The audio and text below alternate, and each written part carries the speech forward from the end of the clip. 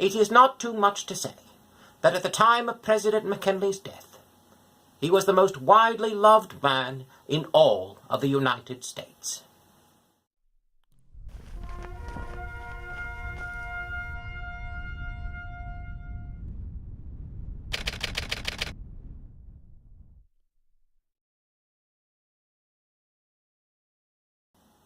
In 1901, President William McKinley was a widely loved man.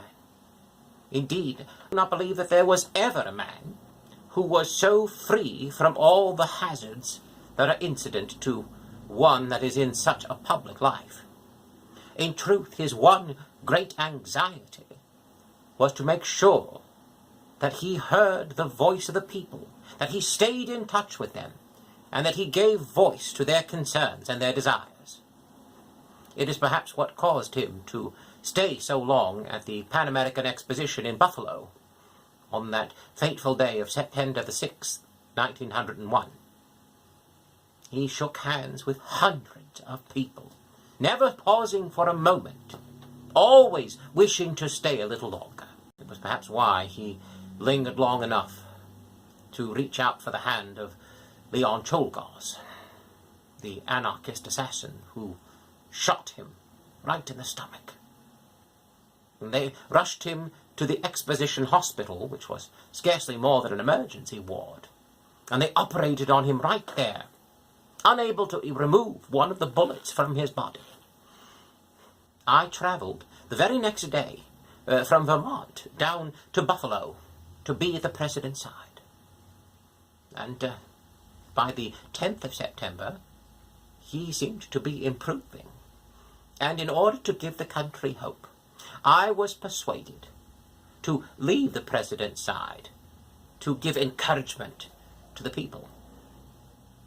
And so, on September the 11th, I travelled up to the Adirondacks, to the Tahawas Club, to meet with my family for some holiday time. The very next day, September the 12th, I travelled with my family up to the heights of Mount Marcy, one of the most beautiful vistas in all of New York. We spent the night there. And the next morning, as we prepared to leave camp, we descended the heights. And as I was leaving that most beautiful of sights, I saw one of the worst things I had seen. One of the fellows from the Tahawas Club had rushed to find me, and I instantly knew he had the worst news in the world.